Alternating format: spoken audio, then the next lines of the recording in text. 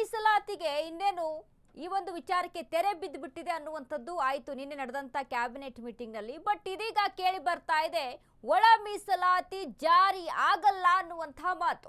ದಲಿತ ಸಮುದಾಯದ ಎಡಗೈ ಬಲಗೈ ವರ್ಗಗಳೇ ಗಮನಿಸಬೇಕಾಗಿದೆ. ಒಳ ಮೀಸಲಾತಿ ಜಾರಿಗಾಗಲ್ಲ. ದಲಿತ ಸಮುದಾಯದ ಎಡಗೈ ಬಲಗೈ ವರ್ಗಗಳೇ ಗಮನಿಸಿ. ವೈಜ್ಞಾನಿಕವಾಗಿ ಒಳ ಮೀಸಲಾತಿ ಹಂಚಿಕೆಯಾಗಿಲ್ಲ.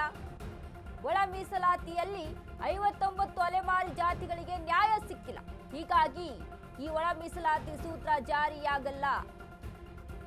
ಹಿಂದುಳಿದ ವರ್ಗಗಳ ಆಯೋಗದ ಮಾಜಿ ಅಧ್ಯಕ್ಷ ಸಿಎಸ್ ದ್ವಾರಕಾನಾಥ್ ಹೇಳಿಕೆ. ಅಲೆಮಾರಿಗಳಿಗೆ ಒಳ ಮೀಸಲಾತಿಗೆ ಸಂಬಂಧಿಸಿದ ಕೇಸ್ ಕೋರ್ಟ್ನಲ್ಲಿದೆ. ಯಾವುದೇ ತೀರ್ಮಾನ ತೆಗೆದುಕೊಳ್ಳದಂತೆ ಕೋರ್ಟ್ ತಡೆಯಾಜ್ಞೆ ಇದೆ. ನಾವು ಅರ್ಜಿಯನ್ನ ವಾಪಸ್ ಪಡೆಯುವ ಪ್ರಶ್ನೆಯೇ ಇಲ್ಲ. ಸೊ 5.2 5.25 ಅನುಪಾತ 5.25 ಅನುಪಾತ 4.50 ರಲ್ಲಿ ಆದಂತ ಒಳ ಮೀಸಲಾತಿ ಇದೀಗ ಜಾರಿಯಾಗಲ್ಲ. ಅಶ್ವವೇಗ ನ್ಯೂಸ್ನಲ್ಲಿ ಬಿಗ್ ಪೊಲಿಟಿಕಲ್ ಸ್ಟೋರಿಯನ್ನ ಕೊಡ್ತಾ ಇದ್ದೀವಿ.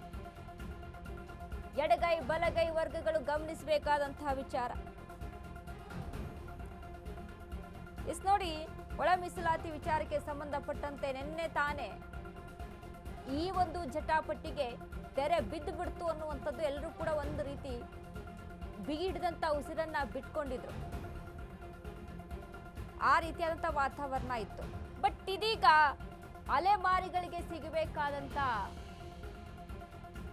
ವಿಚಾರಕ್ಕೆ ಸಂಬಂಧಪಟ್ಟಂತೆ ಈ ಒಂದು ಆದೇಶ ಇನ್ನು ಹೊರಬಿದ್ದಿಲ್ಲ. ಇದರ ವಿಚಾರಣೆ ಕೋರ್ಟ್ನಲ್ಲಿದೆ. ಆಲ್ರೆಡಿ ಇಲ್ಲಿ ರಾಜ್ಯದಲ್ಲಿ ಮೀಸಲಾತಿ ಒಳ ಮೀಸಲಾತಿಯ ಬಗ್ಗೆ ಘೋಷಣೆ ಆಗಿದೆ. ಹಾಗಾದ್ರೆ ಇದು ಜಾರಿಗೆ ಬರಲ್ಲ ಅಂತ ಹೇಳ್ತಾರೆ ದ್ವಾರಕಾನಾಥ್.